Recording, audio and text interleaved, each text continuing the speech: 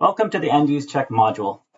This module helps you to assess the diversion risks associated with your product or end use or end user, or the shipment company that's helping to transport your product, or with the finance and contracting conditions associated with it as well.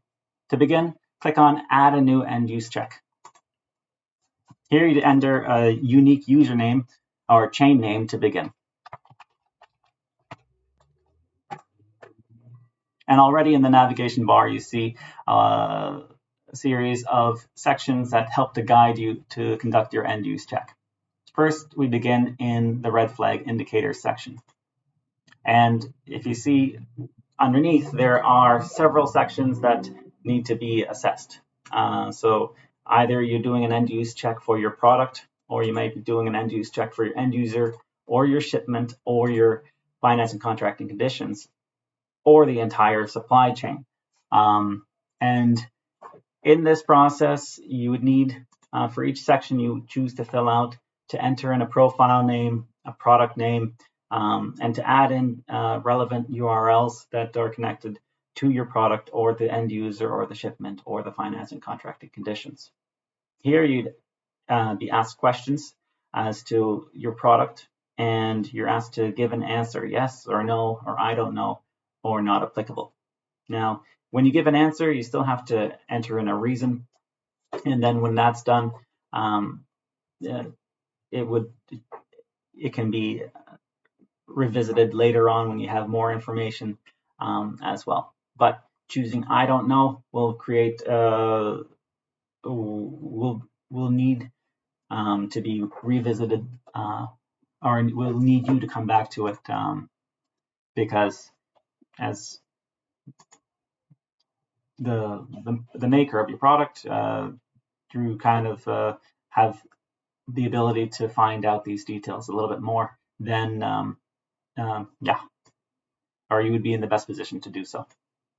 So just quickly going through this.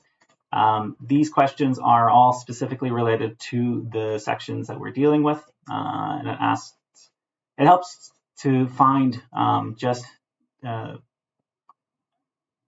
find out more as to what the end user is doing, or what the product is meant for, or how it can be adapted, or how it can be modified. And this is useful for you, so that you can understand as to whether this could be diverted and used for a purpose that would require or would fall under an export restriction. So after answering this section, you'd move on to the catch-all. And here, when you'd enter in the applicable licensing authority, you'd be asked catch-all questions. And then when we move on to diversion risks, we also have a database here that allows you to be able to search for references that might be relevant to the product that you are doing your end use check assessment for. Right now, if we search for the term oil shipment, we'll see that certain articles will appear. And this result shows the publication date, the title, the author or authors, and also a summary. If we click on it, you see the full summary of the article, and you also have a link to the article, or to the source, which you can see. This will open up a new tab and will provide details that could be relevant for your end use check. Now, here you have the option to add it to your end use check by clicking on the button attached to end use check. When you do so, you have the ability now to type in why it is relevant. So in this case, because it is interesting. It also shows the search criteria that you entered to find this this resource, and when you save it, you can come back to it,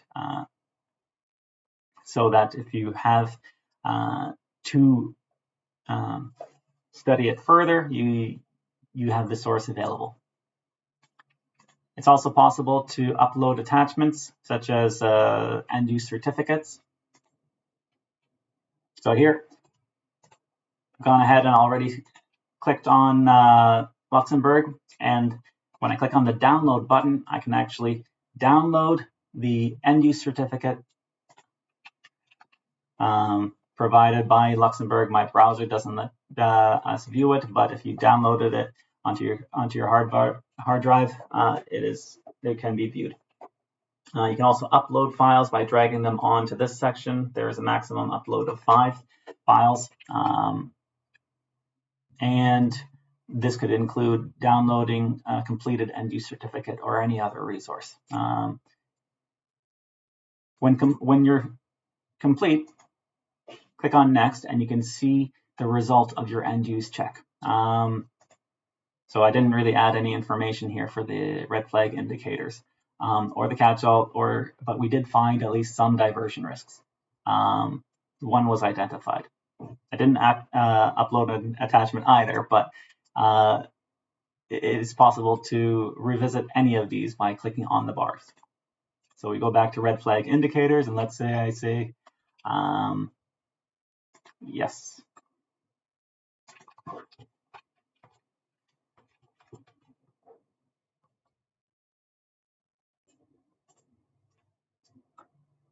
Now, if we go to the summary,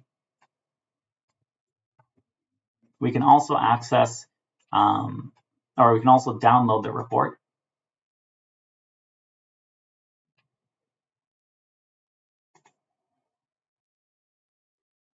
Which will provide the content in a document form. We didn't really enter any information for this, and so that's why it doesn't display anything.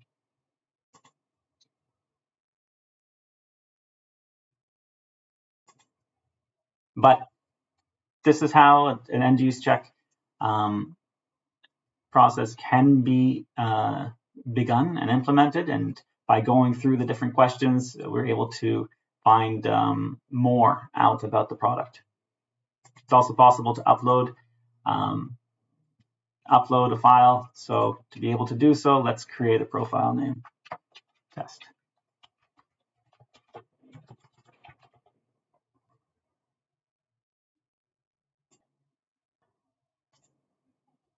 I've gone ahead and added this name to the profile, and when we save it, or when we start entering in content,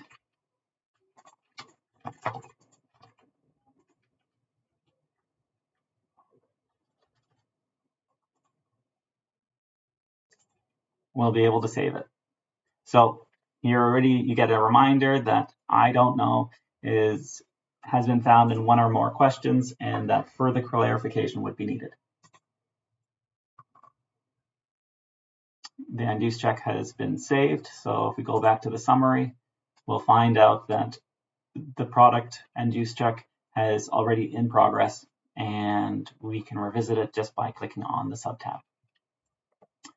If we download this now,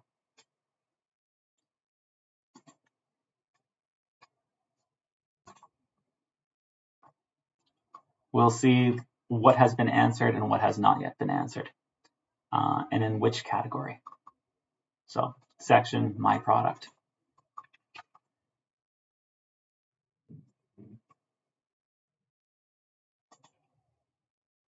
It's also possible to access saved end-use profiles. I mentioned that earlier. That's for the reuse of a profile. And you can organize it based on the most recently created or who it was created by, or by name, or by product name. You can also access entire end-use check chains by clicking on saved end-use checks, not profiles. And there you can choose whether this is visible to your colleagues.